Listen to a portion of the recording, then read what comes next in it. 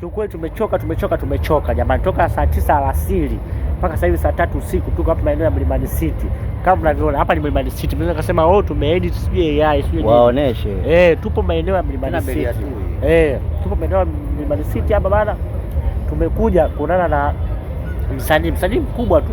Tumeomba appointment naye na kuna show ambayo anaifanya maeneo ya Mlimani City. Kiufupi ametokea sana.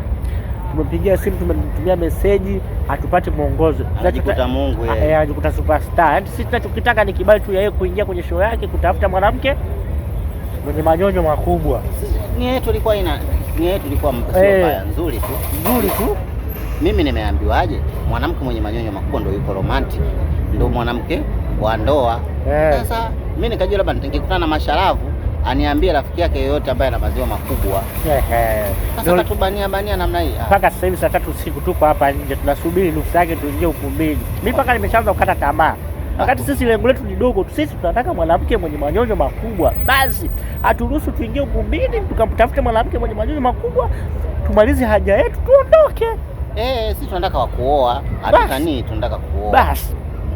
Ndugu zangu, kama mna mtu mtani kwako sijui wapi kuna mtu ana manyonyo makubwa, sisi tutumie picha, tutafute tulie sisi tuje. Wewe wanatuma AI. Usikubali. Hataki AI. Tunataka uhalisia. Sisi tunakuja mtani kwako hapo sijui wapi sijui popote pale. Mwanamke mwenye manyonyo makubwa sio tuna shida naye. Lakini sio kusema mwenye manyonyo makubwa katuletea mishangazi. Mishangazi hatutaki. Tunajua tu hili lishangazi. Wewe utakuta mtu ana manyonyo makubwa, sura yenyewe imekomaa, kama tafadhali nipigie. Baba sasa ushaanza michambo, tuishie hapa. Kwa mimi niuzi.